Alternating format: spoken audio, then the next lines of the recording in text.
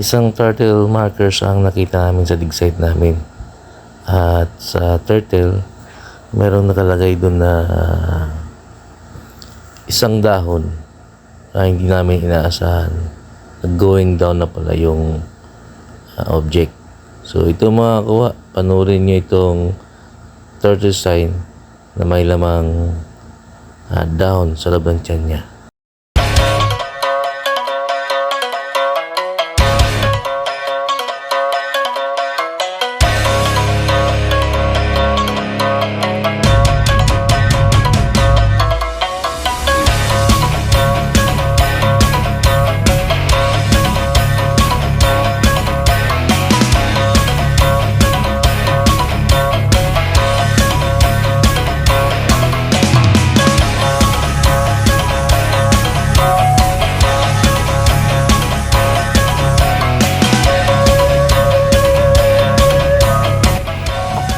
Magandang araw mga kakuha. So ito no, ito yung unang araw ng pagbungkal namin dyan sa lokasyon kung saan na-detect natin yung item. So ito yung sinasabi naming turtle, no? So pinalabas muna namin yung pagong na yan, pinaikutan yung butas, tiningnan kung saan nga ba yung entrance na pwede namin pasukin o pwedeng masilip yung pinaglagyan. Kasi iniisip namin kung dito nga ba talaga sa bato o nasa baba nito.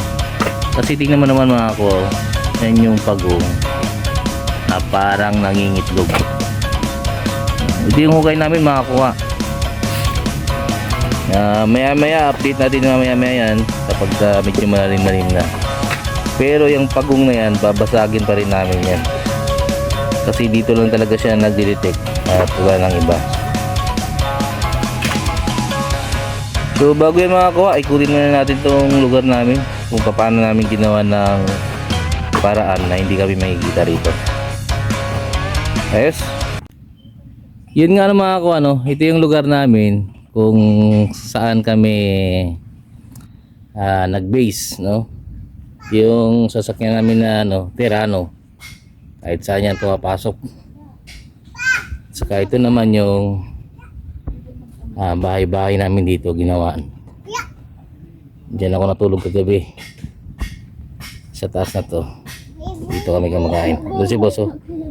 So ito yung area namin mga kuha. Pagkatapos yung mga tao dito ni boss ay gumawa ng bakod, paikot mga kuha, paikot yan, ayan, paikot dun para hindi kami makita, no? Tapos nagtulda kami dun para hindi naman mainitan. So napaka relax ng pag treasure dito mga kuha kasi hindi nainitan, malapit sa dagat, may maganda kaming kubo tumakuha at ito yung hagdan. So tingnan natin yung tinulugan ko mga kuha dito kagabi. Yung hagdan ko mga kuha, gawa to ng kasama ko na si Apa. Ayan, dyan ako natutulog mga kuha. So yung gamit, ayan yung gamit, ayan yung pwedeng tulugan, ayun detector. So dito sa taas safety ka na at nakikita mo sa baba. Dito mga ko private to, hindi to pwedeng pasukin ng ibang tao kung walang pahintulot ng may-ari.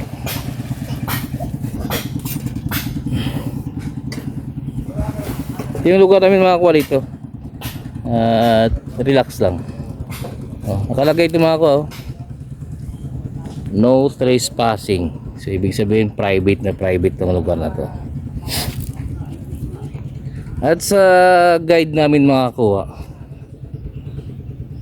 mangga ang palatandaan nilang pinaka marker. Kasi yung doon mga kuha, natatakpan pa yun ng lupa, no? Hindi yun nakikita noon, ngayon lang yun nakita.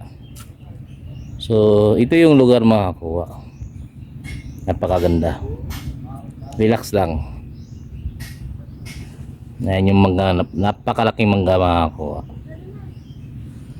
Landmarker yan. Ayan kubo.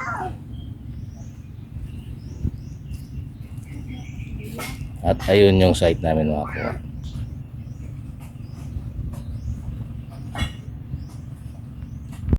So update tayo mga kuha. So titignan natin dito kung kinukuha pa rin siya ng locator natin.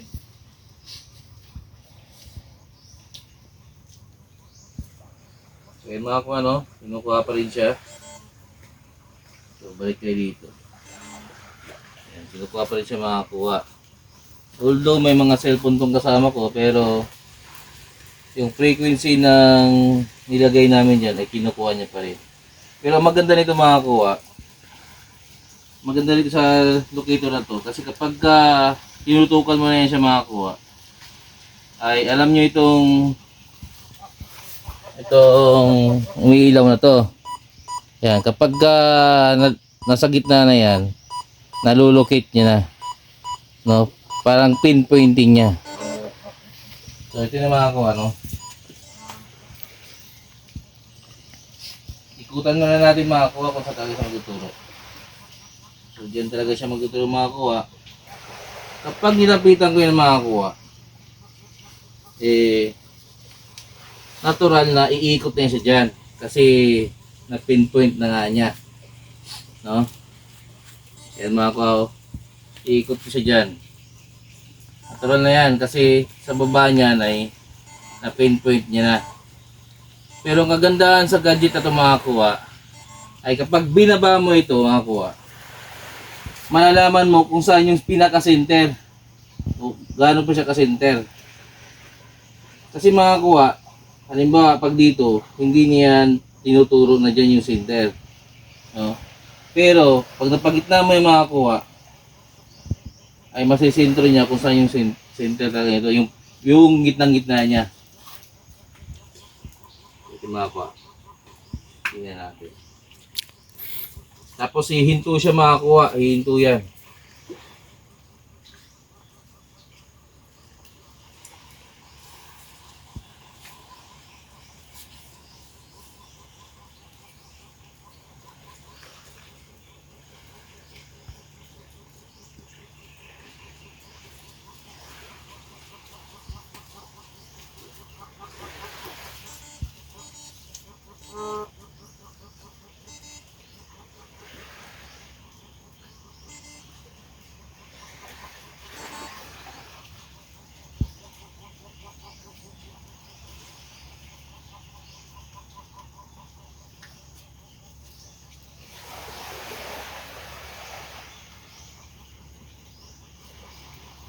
Aba.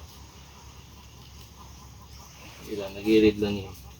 So may nabutasan na siyang singawan.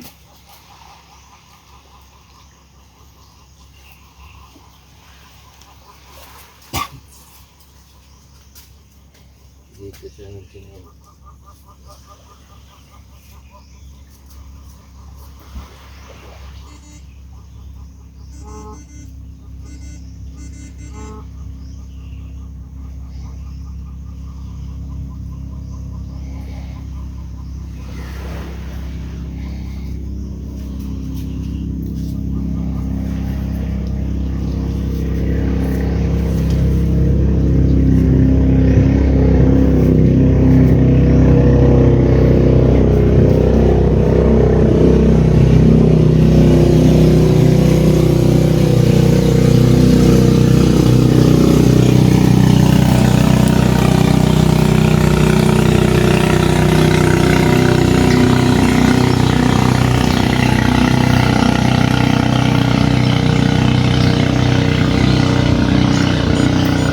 Wow.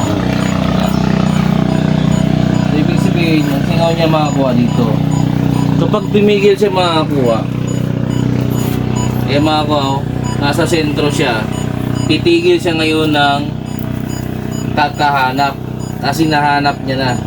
So ibig sabihin makakuha, nung kanina doon ako, dun sumingaw. Pero dito na ngayon lumakas ang singaw mga kuha. Kasi frequency ang kinukuha ito mga kuha. Kapag nililis ko ito mga kuha, itong gamit na to ay mag-vibrate na naman siya at naghahanap. So ibig sabihin naghahanap siya. No? Pero pag sinintro ko yan mga kuha, nasintro niya yan. Ayan. Titigil yung pag-vibrate. Tapos, ano na siya? Mag-tip-tip-tip na, tutunog na lang siya. So ibig sabihin, nahanap niya na dyan sa baba yung item. So ibig sabihin, nasa ano to? 5 meters. So, 15 feet or less, no? 15 feet or less.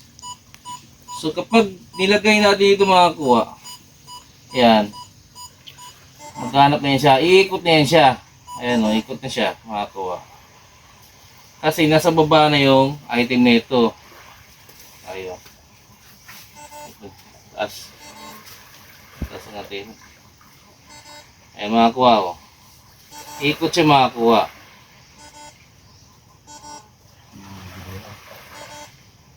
So, yung inikutan niya mga kuha, dito yun. Dito, ayun o. Ayun o.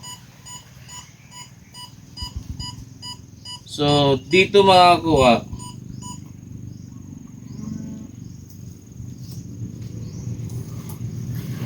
dito mga kuha, sentro nito ang item. So, hindi ako lalagpas dito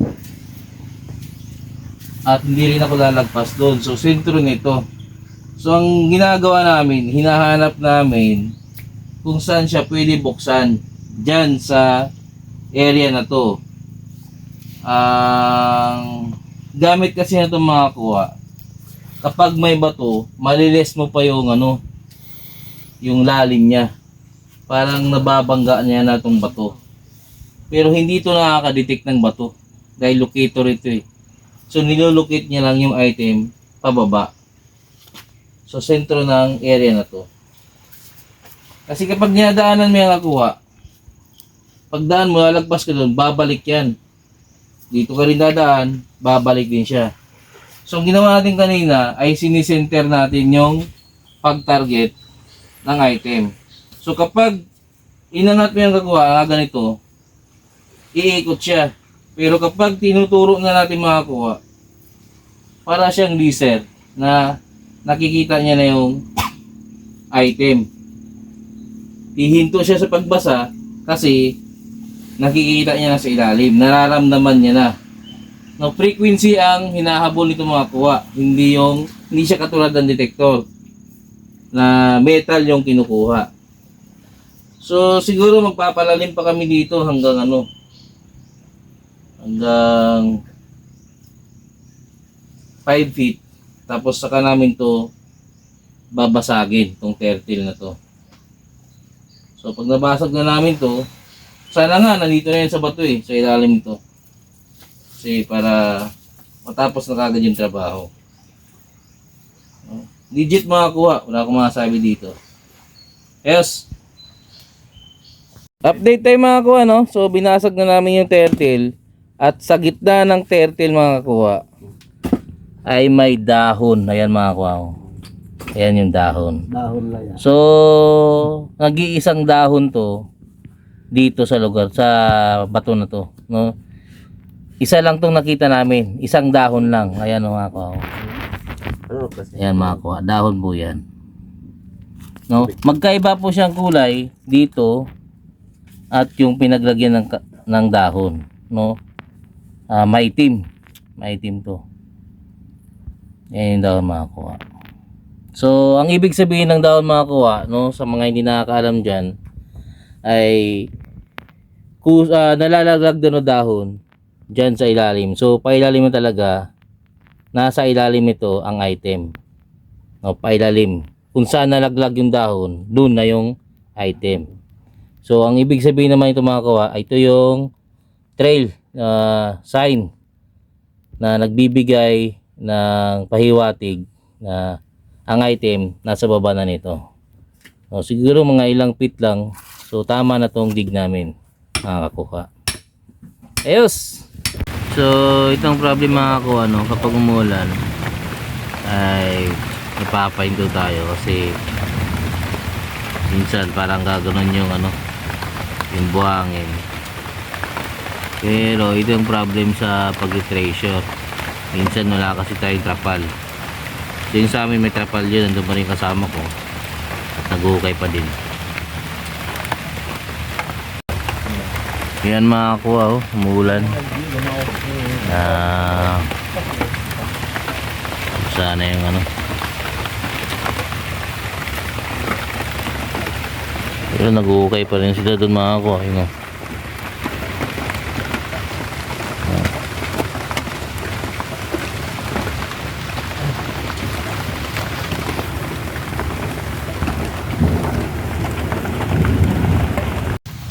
So ayun nga mga kakuha, no? At ginabi na kami. So mag-update lang kami dito sa aming hinukay. No, una mga bato yung nakuha namin. Tapos yung sign na dahon, maliban sa turtle, maliban sa mga HTM na bakal pala, no? Hindi ko napakita kanina. Mamaya papakita ko mga kakuha. So ito mga kakuha, no? Inabot na kami ng mga, tingin ko nito nakatungtong sa bato. Tingin ko nito nasa mga ano to, 10 feet, no? So hindi pa kami umabot sa 15. Pero may nare-detect na kami diyan mga kakuha. Hopefully na maabot namin ngayong gabi. Magpapahinga lang kami. So ganito na karami yung nakuha namin mga una, mga bato. Tapos lupa. Pagkatapos ng lupa, mga buhangin na buhangin na mga ano, maninipis na buhangin, ganyan. Oh, ayan mga kuha, ang buhangin niya. Parang may halong lupa na may buhangin. Pero siguro dahil malapit sa dagat, no. So yan mga kuha, no. Ito yung pinaka-update namin ngayong alas 6 ng hapon. Umuulan-ulan pa rin, pero may trapal na kami mga kuya, no? Trapal yan, ayan. So kailangan magpahinga muna, kumain, at back to work naman mamaya. Kung makakaya namin ngayong gabi, sana makaya namin. Pero pag hindi naman, di bukas na lang ulit, no? So yun muna mga kuha ngayong oras na to. Sa oras ng alas 6 ng hapon ay maghahapunan na rin kami. Magpapahinga ng isang oras. So mga 7 or 8 balik na kami. Yun man ang update mga kuha. At mamaya kita naman tayo ulit. So yun mga kuha, no? Gabi na, inabot na kami ng alas 11 ng gabi. Bali, nadididik pa rin namin dun sa baba. At ngayon matutulog na kami. So kanina kasi parang biglang nawala kami sa passing. Kasi parang nawala ng detection yung gamit. Pero yun pala, low bat lang yung battery. So ito mga kuano, alas 11 na ng gabi. Kailangan na namin magpahinga para bukas naman ng umaga. So yun mga kuha. At bukas magkita-kita tayo ulit. Kasi antok na talaga yung mga kasama ko. Ayan mga kuha, oh, yung kasama ko. Nasa duyan na. Siya pa. Yung isa naman nandun na. Ako naman sa taas. Dito sa taas ako mga kuha dyan. Pagod na talaga sila. Yung mga kasama ko, pagod na talaga yan sila. Kanina hindi ako nakababa kasi para ako nilalagnat. Sige mga kuha, kita-kita na lang tayo bukas. Magandang gabi.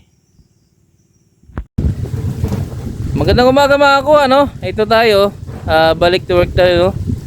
So medyo umaga na tayo nag-start.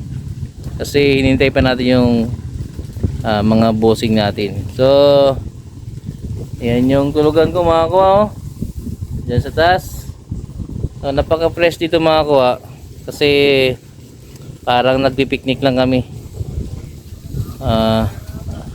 Andun si Ken, no? Natutulog. So nasa 11 feet na yung hinukay namin mga kuwa, no? Andun si Amang, yung natutulog sa duyan kagabi. Ayun. So nasa 11 feet na kami mga kuwa. Mabilis yung fishing namin dito kasi medyo buhangin pagkatapos ng mga bato. Pero may mga halong lupa din siya mga kuwa. Pero ang ano ko dyan, aabot sana kami ng 15 feet para hanapin na yung nadidetect ng locator natin.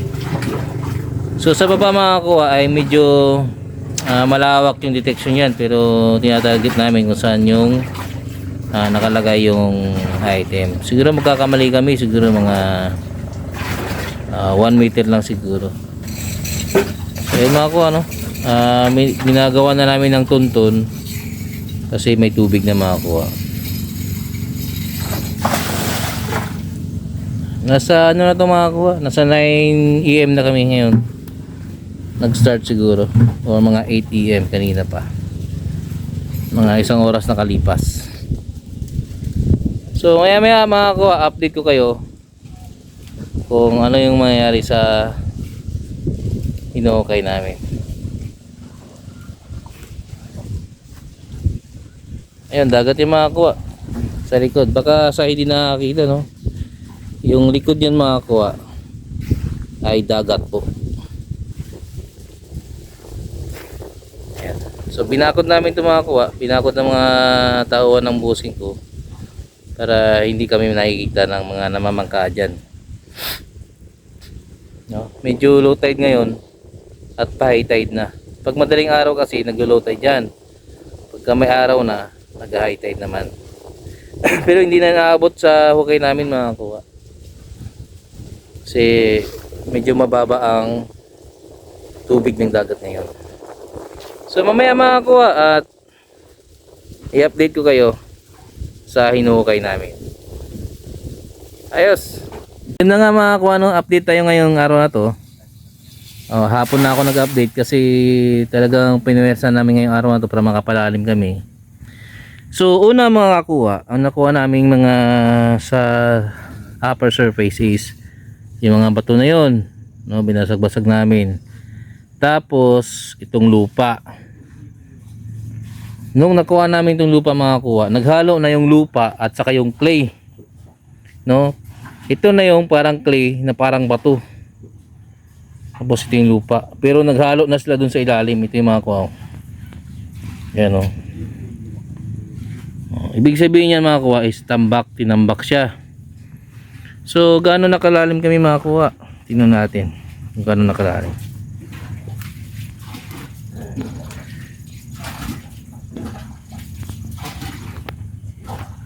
Ganyan nakalalim mga kuwa.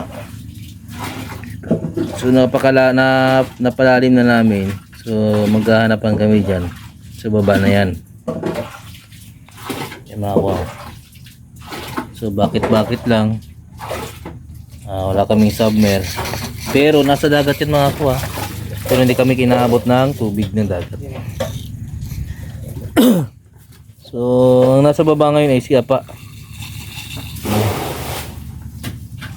Ang lambot na yung hinukay namin at saka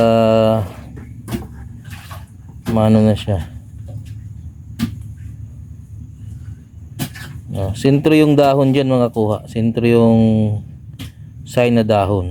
Kaya luhaan mo diya sa silura.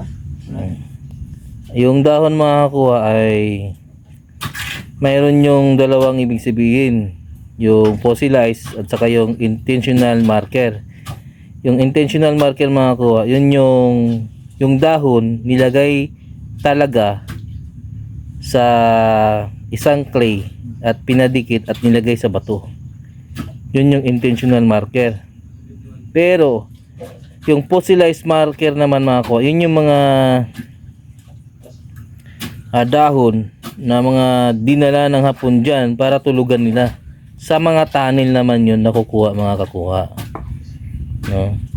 Ito, small depot lang ito. Hindi ito big depot, hindi ito medium, small lang. So ayan mga kakuha, no? Dig lang ng dig yung kasama ko. So hinahanap na namin yung tamang kumbaga kung paano binalik yung lupa yung mga kuha. So yan ang update natin mga kuha ngayong araw na to. Si Bunso alias Bakal. Bakal-bakal yung katawan niya mga kuha alias Bakal yun. Sige mga kuha, mamaya update tayo. Kasi mga alas 3 na siguro, alas 4. Alas 3:30. So di pa ito matatapos ngayon mga kuha. Yung maghanap-hanap pa kami nito.